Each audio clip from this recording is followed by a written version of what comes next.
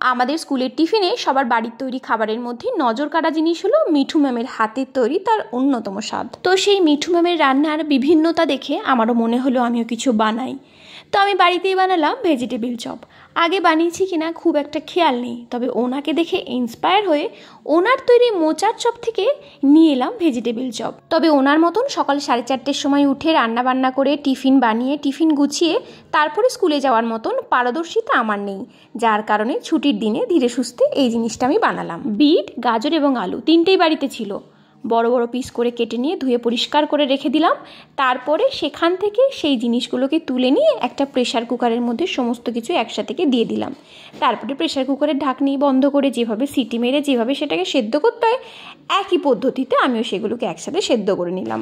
তারপরে সেগুলোকে একসাথে মেরে পিটিয়ে আছড়ে সমান করে নিলাম। সেই সমান করা পুরটা একটা তেলের মধ্যে ছেড়ে দিলাম। ছকছক ছকছক আওয়াজ হচ্ছিল প্রথমে, তারপর তারা নিজে নিজেই শান্ত হয়ে গেল। মাঝে মাঝে লক্ষ্য করলাম কিছু কিছু আলু তারা লুকিয়ে বসেছিল, মোটেই সমতল হয়নি, তাই তাদেরকে কাঠের খুন্তির খোঁচা দিয়ে তাদের সমতল ভূমিতে পরিণত করলাম। তারপরে সাথে ছিল লঙ্কা, জিরে এবং হলুদ গুঁড়ো, সবগুলোকে একসাথে মিশিয়ে নিয়ে তারপরে দিলাম একটুখানি নুন। তারপরে সেগুলোকে আবার সুন্দর করে মিশিয়ে নিয়ে একেবারে আলু হাতি বানিয়ে দিয়েছি। এত সুন্দর করে মিশ্রণগুলো একে অপরের সাথে মিশে গেছিলো যে বলার নয়। ও বাবা, এই যে হাতের উপরে যে দেখতে পাচ্ছ দাগ, এই দাগগুলো কিসের জানো? আমার হৃদয়ের।